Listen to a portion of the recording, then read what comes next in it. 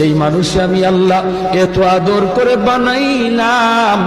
আসমান আল্লাহ বানাইছেন কুন ফায়াকুন বইলা, ফেরেশতা আল্লাহ বানাইছেন কুন ফায়াকুন বইলা, জমিন আল্লাহ বানাইছেন কুন ফায়াকুন বইলা, কিন্তু আমারে আপনারে আল্লাহ পাক কুন ফায়াকুন বইলা বানায় নাই।